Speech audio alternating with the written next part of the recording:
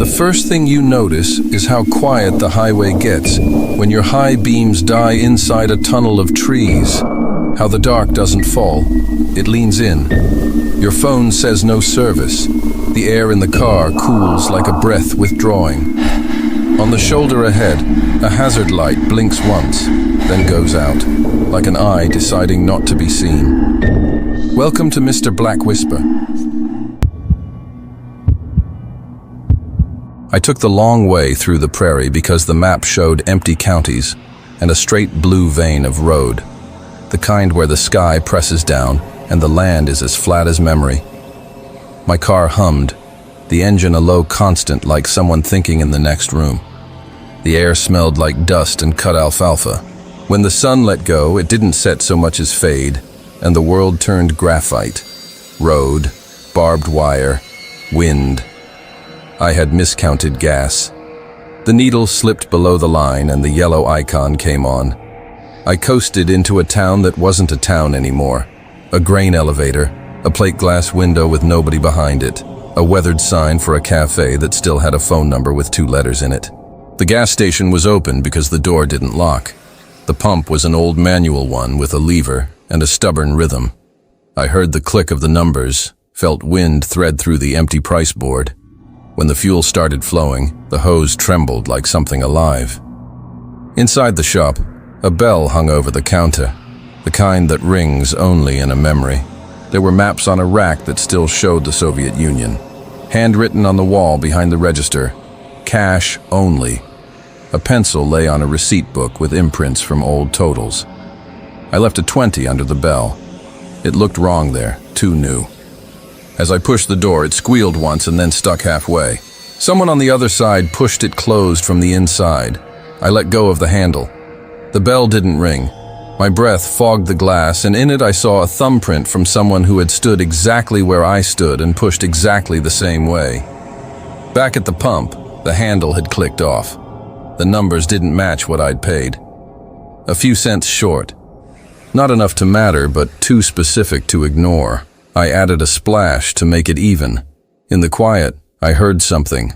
A cough. Soft, like someone trying not to be heard. Not inside the station, beneath it. The building sat on cinder blocks. The sound came again. Lower, closer, a throat clearing in dirt. I crouched, peered under the floor.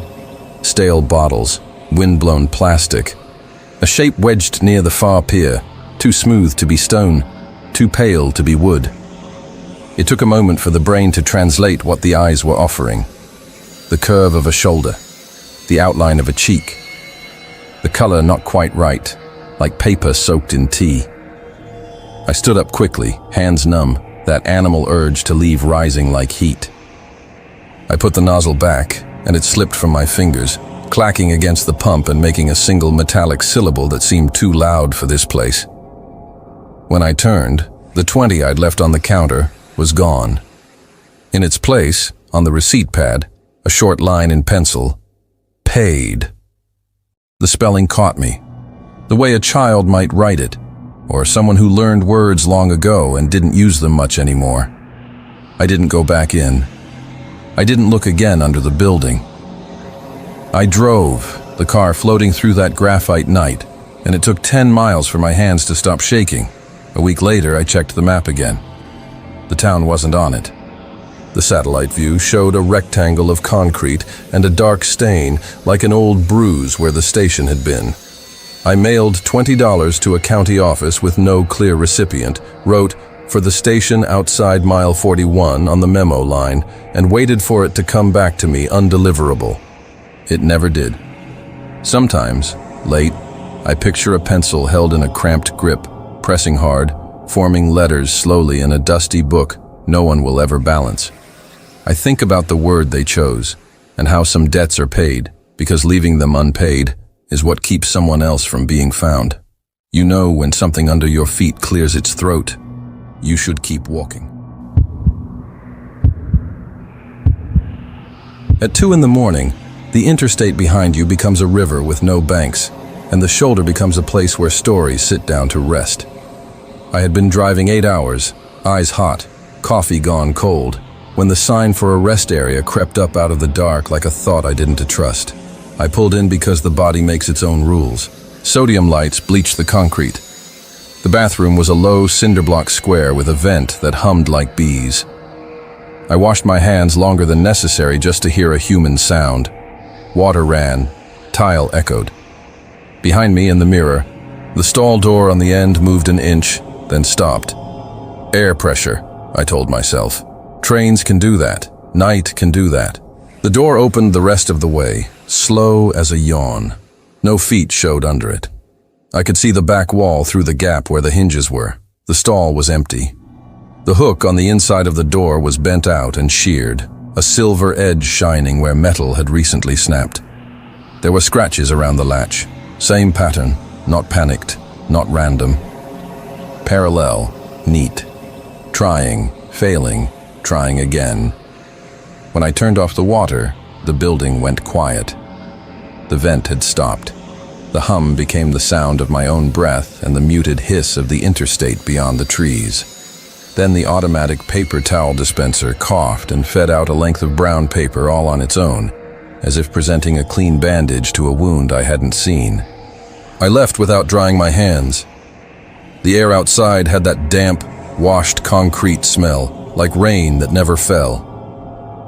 A white sedan idled 2 slots over, no driver visible, windows up. Interior light on. In the back seat, a car seat, the kind with a faded cartoon on the headrest. Something white lay folded on the seat, children's pajamas, still creased. A map was taped to the inside of the rest area information board. Heavy marker traced an alternate route like a vein that left the interstate to snake along state roads, through towns with names that sounded like the end of a sentence. A post-it on the map said, "Take this way instead." Smoother. Someone had printed it very carefully, like they'd practiced being trustworthy. On the far edge of the lot, past the picnic tables, the maintenance gate stood open. A tag with a serial number hung from the chain like a thin metal tongue. Beyond the gate, a service road ran into the trees. My headlights, on a pivot through the lot, brushed its entrance, and the reflective eyes of a deer shone once, and then went dark. The deer hadn't moved. The eyes were not a deer's. They were too high, too still, the light catching on glass and vanishing. I backed out. The sedan's engine revved slightly without the car moving. My mirror took one last picture of the bathroom building, the end stall door now fully closed. On the way back to the interstate, my phone buzzed with a new text, although it still said no service. The screen showed a single line from an unknown number. "You forgot to dry your hands." The paper towel dispenser had been automatic, I told myself. The mirror shows more than you intend to look at. Some rest areas keep maintenance after midnight. Lines on a map are just ink. But the skin between my fingers felt cold for an hour. And every time I gripped the wheel, I could feel the texture of brown paper where it should not have been. When dawn came, a highway sign told me the next rest area was 20 miles and closed for renovation. I didn't stop again. Even now, when I see a stall door with a sheared hook, I think about the word maintenance and how it sometimes means keeping a place open long after something inside it asked to be left alone. Dry your hands. Don't leave your prints where someone is trying to erase theirs. The motel was one of those 2-story rectangles where every door faces the parking lot, and the ice machine is as loud as a small engine. I chose it because the neon said vacancy, and the clerk slid the key under thick plastic with a practiced arm. My room smelled like old air conditioner and carpet cleaner that had lost the war. On the nightstand, a laminated card listed emergency numbers, but the local police line had been crossed out with a pen and replaced with the same number as the front desk. The smoke detector had a green light that blinked irregularly, always catching my eye a second too late. I double-locked the door, wedged a chair under the handle the way my mother taught me when I first drove away from home. The shower pipes clanged in the walls like someone knocking from the wrong side. I lay on the bed with the TV on low, a weather map stroking the outline of states I wasn't staying in. Around 2, footsteps on the walkway outside moved past and then back, the way people do when they're trying to memorize a door. The peephole showed nothing but the smudged geometry of the railing and a slice of asphalt. When I pressed my ear to the wood, the metal of the chain was cool through it. The key slid into my lock from the outside, a small, precise sound like the first letter of a word. It turned. The deadbolt resisted, so the handle knocked against the chair, and the chair moved an inch on the carpet with that desperate wood-on-wood sound. The person outside didn't push. They just held the key in place, not turning it again, just keeping pressure like someone holding a breath. I didn't speak. I reached for my phone. No service again. This time not because the world had ended, but because I was in a pocket of non-existence under a concrete overhang. The key withdrew. Footsteps moved away. I watched the peephole until the black circle pulsed. Minutes later, the room phone rang. It was the old kind, heavy, the sound like something thrown down a stairwell. I let it ring and ring until the silence that follows a ringing phone becomes its own noise. When it started again, I picked up and set the receiver on the nightstand without saying anything. The line stayed open. I could hear an air conditioner somewhere that wasn't mine. I could hear ice tumbling in the machine like someone trying not to climb. Then breathing. Not exaggerated. Ordinary. The kind of breath that believes it belongs in the room. I hung up and dialed the front desk number from the card. It rang in my room, the same phone. The clerk had crossed out the police line for a reason. The number on the motel sign looped back to where I was. I unplugged the lamp and then plugged it back in to prove I could alter the world. I dragged the dresser in front of the door. The mirror on it showed the room in a way that made it look cleaner than it was. I turned the TV to static because it made a noise larger than the quiet. At some point, I slept. When morning arrived too quickly and too white, I noticed my door was open an inch. The chain was still on. The chair was where I had put it. The opening was exactly the width of the peephole. Anyone could stand outside and see inside and feel what it was like to be the room, the way a doctor looks through a keyhole into the body. At the desk, the clerk looked up like we both knew. I set the key down. It wasn't the same key. Mine had a crack in the plastic fob. This one had the crack on the other side. I said nothing because nothing would matter. On the highway, the day heat rose early and straight, and at the next town I bought a wedge for future doors, a rubber thing that promises something simple. In certain lights I can still see the exact width of an inch opening, and how some nights invite you in not to rest, but to teach you how easily a boundary can be measured by the eye of someone who thinks of doors as a suggestion. Keep the chain on, but remember, chains make you feel safe because they look like closure. I was crossing the mountains in late autumn, when the leaves outside the guardrails make the slopes look like rust taking over the world. Fog lay in the valleys like water that had forgotten how to fall. My playlist had run out, and the radio offered only stations from far-off towns telling jokes I didn't understand. A sign warned of a detour. The GPS thought about it, and then agreed.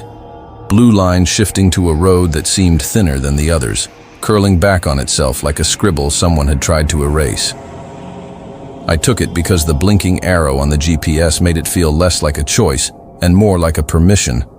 The road narrowed to one lane briefly, then briefly again. Trees leaned in. Rock faces showed their wet mineral teeth, seams shining.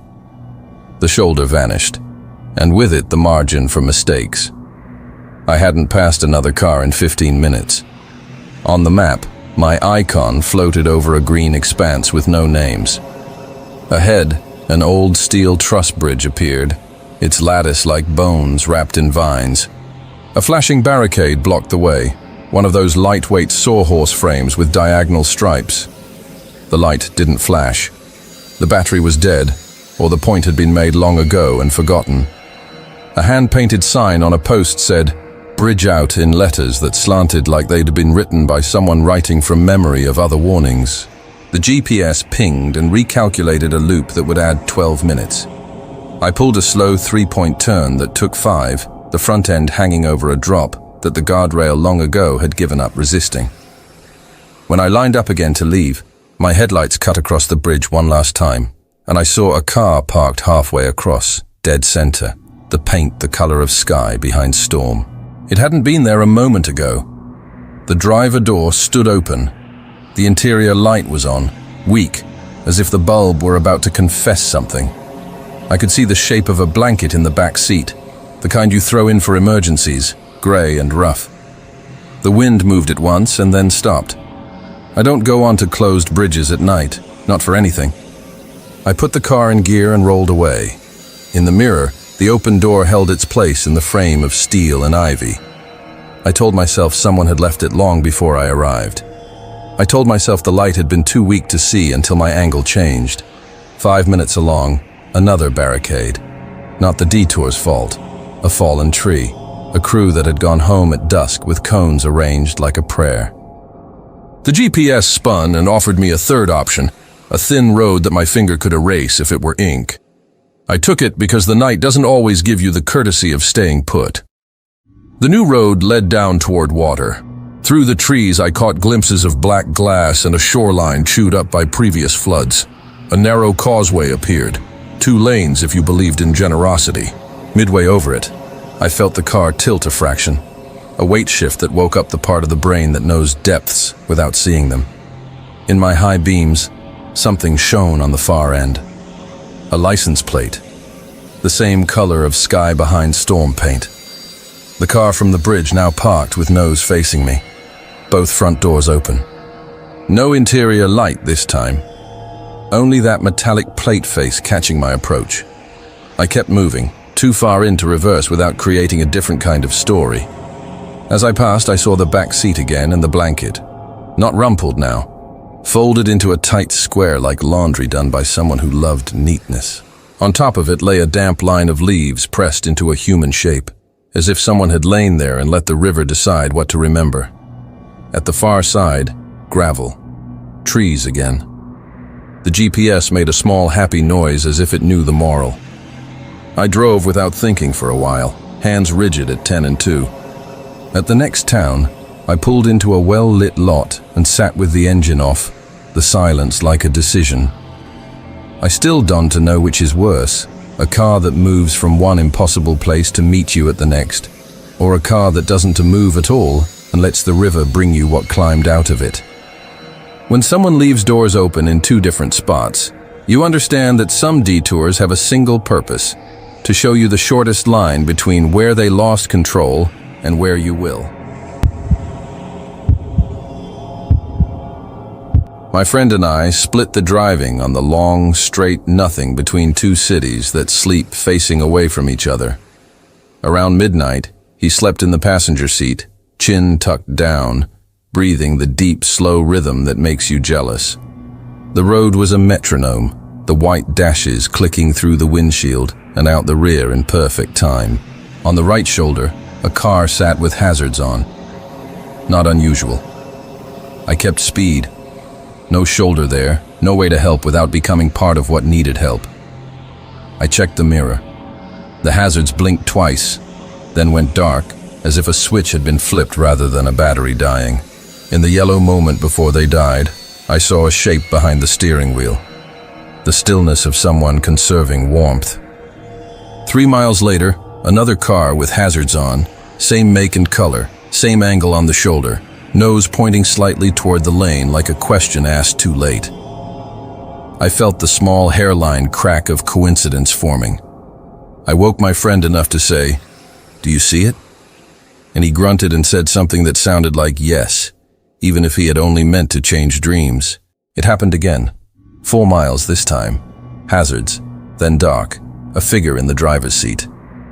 This time, a piece of white cloth hung from the rear view, twisting in our slipstream like a weak hand. My friend sat up. We didn't speak. The radio had become embarrassing. I turned it off. We took the next exit to a gas station that was still selling coffee to the possibility of other people. The attendant wore a look of someone who had seen nothing that would help us. I asked if anyone had come in from a disabled car. He shrugged toward a stack of windshield washer fluid, as if the answer were somewhere behind it. Back on the highway, the world felt prearranged.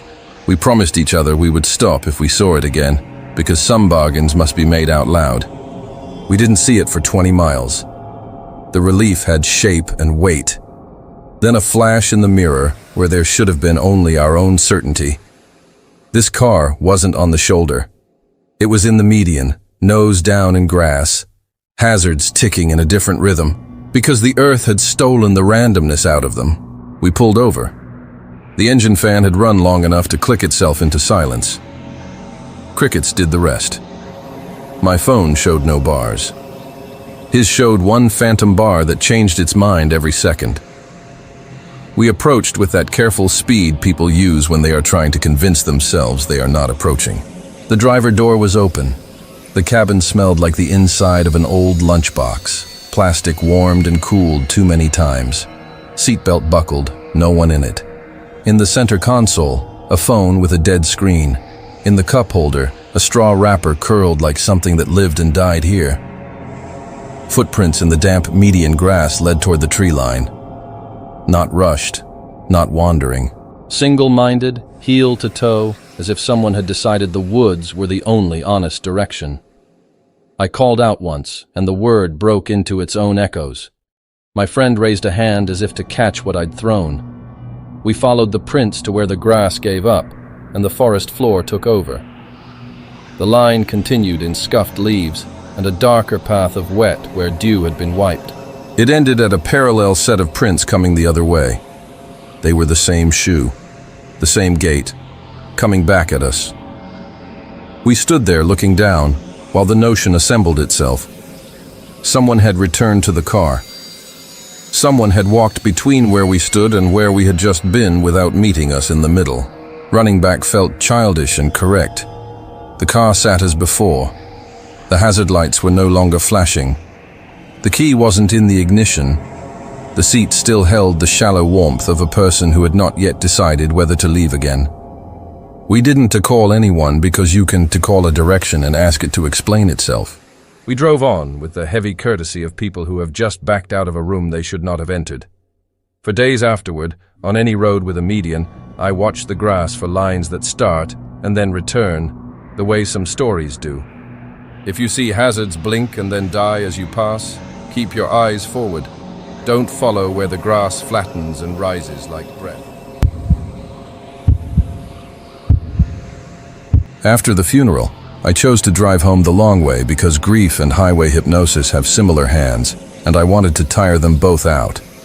The route I picked traced a river that had eaten 3 towns in a century. Brown water ran high, pushing drift against pylons, swallowing once bright things and returning them as dark, softened shapes. Near a bend, I came upon a line of traffic, edging past a tow truck pulling a pickup out of a shallow ditch. The driver stood with his arms folded, the universal pose that says, the story is already being told, not resolved. A trooper waved us down to one lane, then flagged us through. As I rolled by, the pickup's rear window showed a scattering of glass on the inside dash like ice. A mile later, rain began, fine. Too thin to show up in the beam of the headlights, but loud enough to be heard accumulating. My wipers ticked, then hesitated, then smoothed into a speed that matched the rain's new idea of itself. A handmade cross on the shoulder carried plastic flowers so saturated by weather that their colors had become meanings rather than pigments. Up ahead, the glow of brake lights bunching. A red sedan off to the right shoulder, nose inches from the guardrail, the driver's door open wide to the rain. I slowed and pulled behind with hazard lights on, not thinking, just aligning my car's bright triangular warning with theirs, 2 small lighthouses in bad weather. I rolled down my window enough to speak into the water. A woman stood by the open door. She was not drenched. The rain had picked a circle around her to be less real. She held one hand near her shoulder, palm up and slightly cupped, the way you do when you're checking for a leak from a ceiling that already collapsed. In her palm lay a small black box, no bigger than a book of matches, with a button on it like an eyelid. I asked if she needed help, and she didn't answer with words. Instead, she lifted the box slightly, and the brake lights on her own car flickered in perfect response, left, right, then solid, then white reverse for a second, then nothing. A remote. a broken piece of a car's nervous system, telling its body to do things. Her jaw was set in that peculiar grief line you notice only if you have the same line that day. I told her I could call a tow. She nodded as if I'd suggested a benign superstition. I pulled ahead to get better signal. When I looked back into my mirror to memorize her face, for later, for when you wonder if you did kind things correctly, she wasn't there. The driver's door was closed. The brake lights flickered once in a pattern I had just watched be created. The box lay in the road where she had been standing, rain stippling its skin in a new code.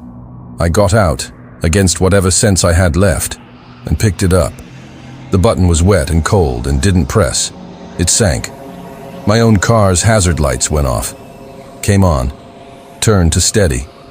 The horn chirped once in that embarrassed way horns do when they re-ask to announce nothing in particular.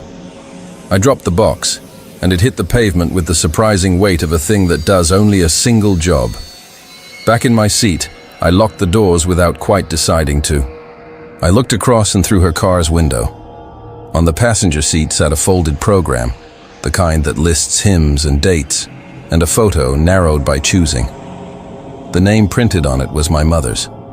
Not a coincidence as in a common name, not even rare as in only 3 letters apart. It was hers. The date was yesterday. The place was our town. I put the car in drive and left carefully, like a person crossing a room where someone is sleeping. The rain intensified and then eased, as if finishing a thought. At home, on my kitchen table, I unfolded the spare program from my mother's service.